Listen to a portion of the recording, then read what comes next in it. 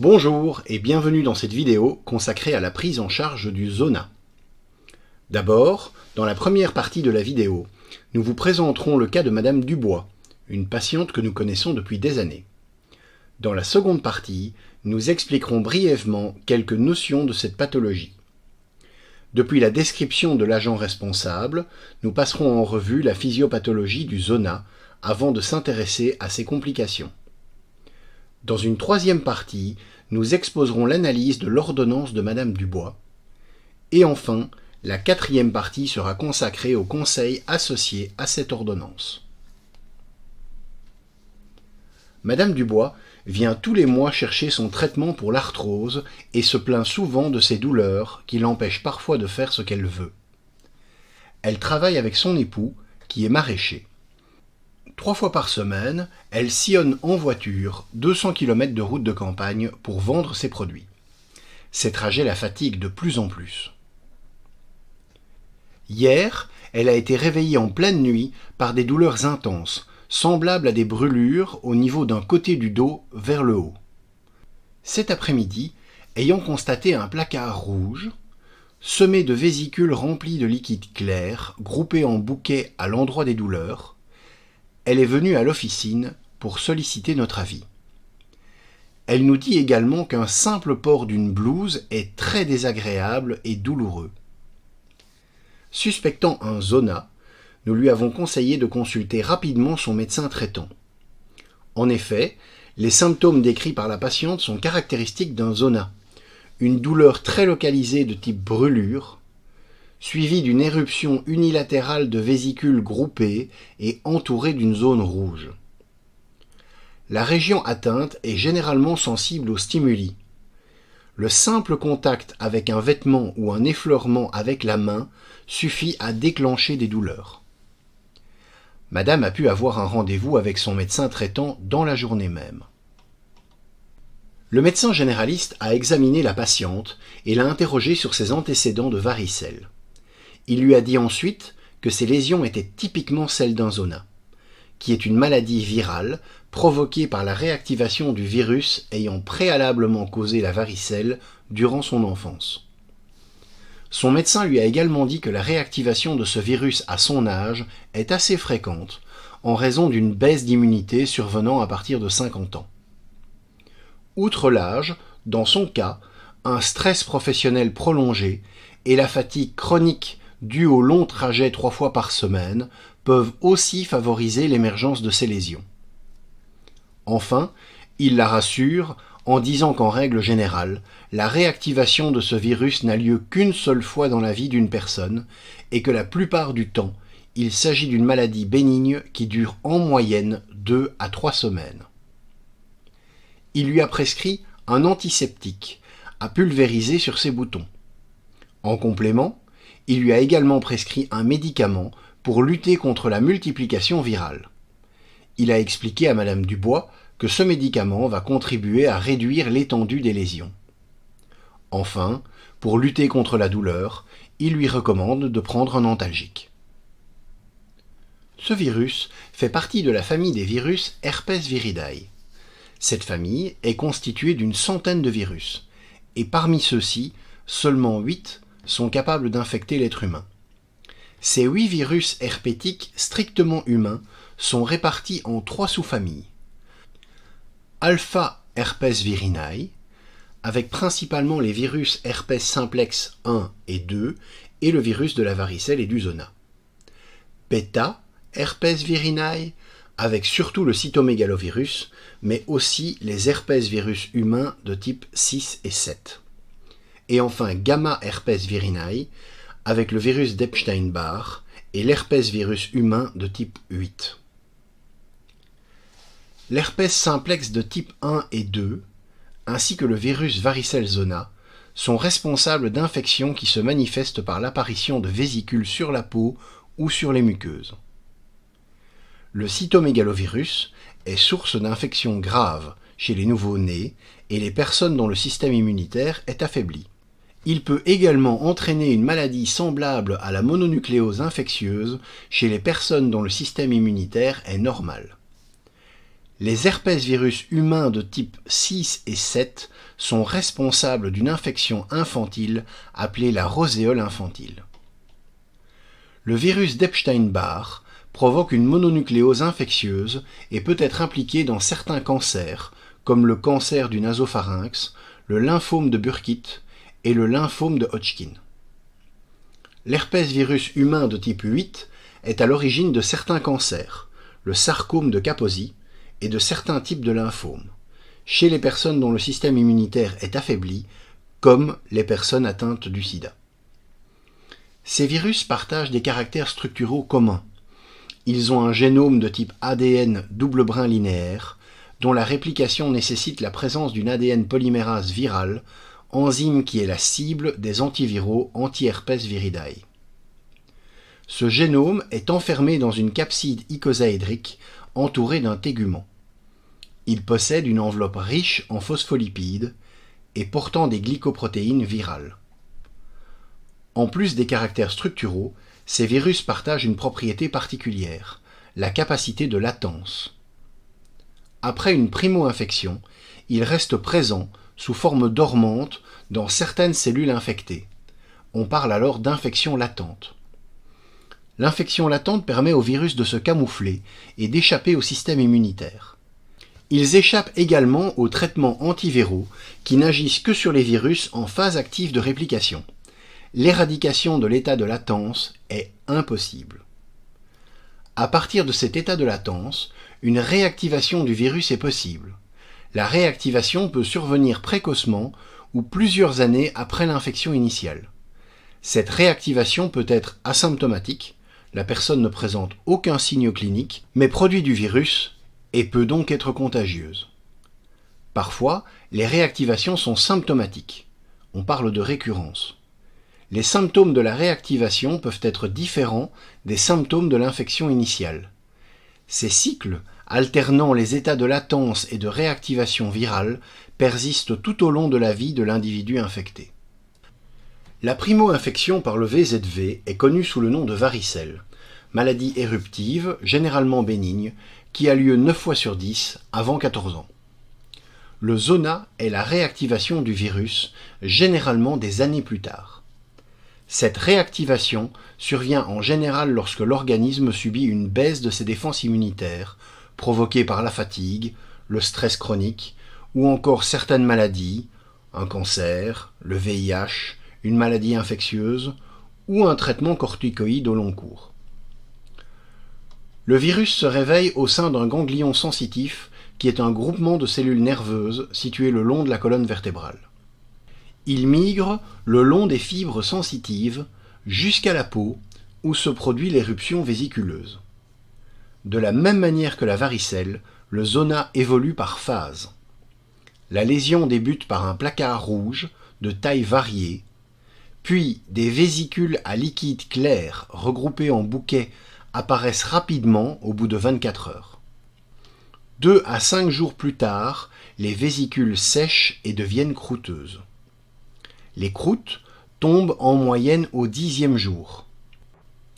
L'éruption cutanée évolue par poussées successives comme la varicelle, laissant place à des lésions d'âge différentes, mélangeant ainsi des papules, des vésicules et des croûtes sur des placards érythémateux. Généralement, la peau retrouve son aspect normal en 3 à 4 semaines. En cas de surinfection, des cicatrices ou une dépigmentation de la peau peuvent persister de manière définitive. Mais contrairement à la varicelle, essentiellement marquée par une éruption cutanée généralisée, le zona consiste en général en une éruption limitée à une bande de peau innervée par les fibres nerveuses du ganglion sensitif à partir duquel la réactivation du virus a eu lieu. Les principales et plus fréquentes complications du zona sont les douleurs, qui sont présentes aux différents moments de la maladie.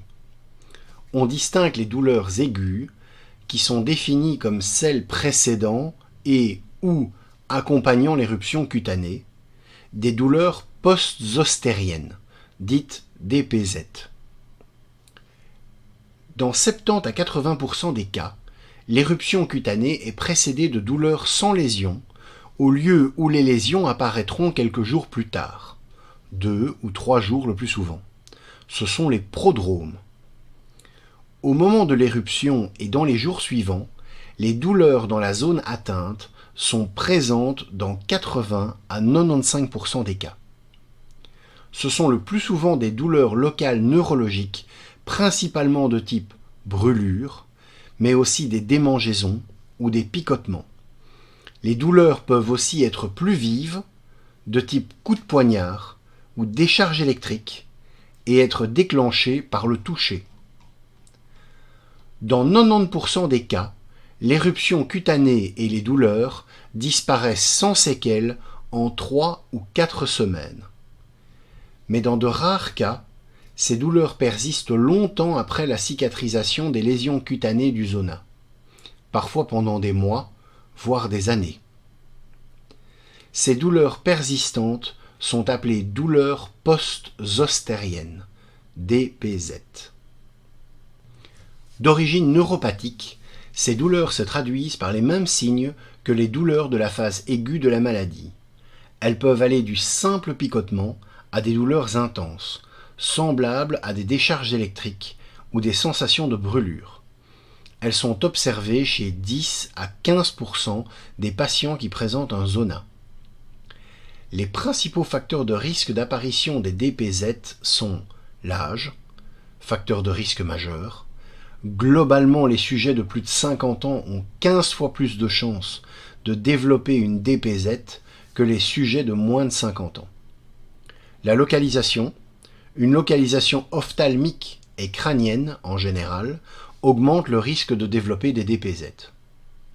Et enfin, la sévérité de la phase aiguë, des douleurs intenses avant et lors de l'éruption de zona, et une éruption sévère avec un grand nombre de lésions augmente le risque de développer des DPZ. 2 éléments semblent réduire le risque de survenue des DPZ. La prise de médicaments antiviraux dès l'apparition du zona dans les 72 premières heures, ce qui permet de réduire l'atteinte cutanée, sa durée et l'intensité douloureuse. Et la vaccination qui est recommandée chez les personnes de plus de 50 ans. Ces mesures ne permettent pas d'éviter avec certitude les DPZ, mais elles contribuent à en réduire le risque. La prise en charge mise en place par le médecin comprend un traitement symptomatique qui associe un antiseptique, un antalgique et un traitement antiviral par voie orale, le Zelitrex. Le traitement antiseptique prescrit ici est le diacétyl en spray. Ce dernier contient comme principe actif le digluconate de chlorhexidine. Ce dernier est un bactéricide à large spectre, efficace sur les germes Gram+, à moindre degré sur les Gram-, et fongicide sur Candida albicans.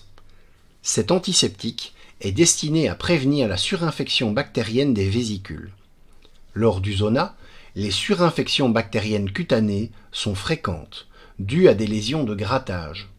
Elles se manifestent par des impétigos, abcès ou phlegmons. Ce produit ne pique pas, il ne contient pas d'alcool, ne colore ni la peau ni les vêtements, et peut être utilisé sur les peaux fragiles. Pour soulager les douleurs aiguës qui accompagnent l'éruption cutanée de Madame Dubois, le médecin a choisi la spécialité d'afalgan-codéine, qui associe 2 antalgiques de 2 paliers différents, dont l'activité serait supérieure à celle de chacun des composants pris isolément. Le paracétamol, un antalgique périphérique de palier 1, et la codéine, un antalgique central opioïde de palier 2. Le dafalgan-codéine est indiqué dans le traitement symptomatique des douleurs modérées à intenses. Le dafalgan-codéine devra être pris systématiquement pendant 4 jours pour prévenir l'apparition de douleurs. L'antiviral prescrit fait partie de la famille des analogues nucléosidiques. Le valacyclovir agit en bloquant la synthèse de l'ADN viral des herpès-virus, empêchant ainsi la réplication du virus et sa dissémination. Il n'est actif que sur les virus en phase de multiplication et non sur ceux à l'état latent. Le valacyclovir possède une indication dans le traitement de l'herpès, du zona et des infections à cytomégalovirus. Chez cette patiente, il s'administre à la dose de 1000 mg 3 fois par jour, les comprimés étant dosés à 500 mg. Le traitement est prescrit pour 1 semaine. Cette posologie est recommandée dans le traitement du zona lors de la phase aiguë, chez un patient immunocompétent avec une fonction rénale normale. Pour être pleinement efficace, ce médicament antiviral doit être pris le plus tôt possible et au plus tard dans les 72 heures suivant le début de l'éruption cutanée. Instauré dans les 72 heures suivant le début des manifestations cutanées, l'antiviral va réduire la multiplication du virus. De ce fait, il diminuera la sévérité de l'éruption cutanée ainsi que la durée de la douleur aiguë, tout en accélérant la guérison des lésions déjà présentes. Son administration va permettre aussi de limiter la survenue des DPZ. Cette prescription d'un antiviral pour cette patiente de plus de 50 ans est conforme aux recommandations officielles. Selon ces recommandations, la mise en place d'un traitement antiviral est limitée à ceux qui sont le plus à risque de développer des DPZ. Les patients immunocompétents âgés de plus de 50 ans, les patients immunocompétents de moins de 50 ans mais présentant des facteurs prédictifs de survenue des DPZ, les patients atteints d'un zona ophtalmique et tous les patients immunodéprimés.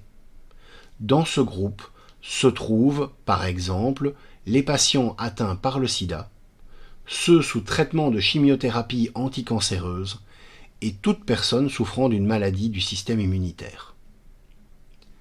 Chez un sujet jeune, non immunodéprimé, sans facteur de risque prédictif, avec des douleurs peu intenses, des soins locaux et la prise d'antalgiques suffisent.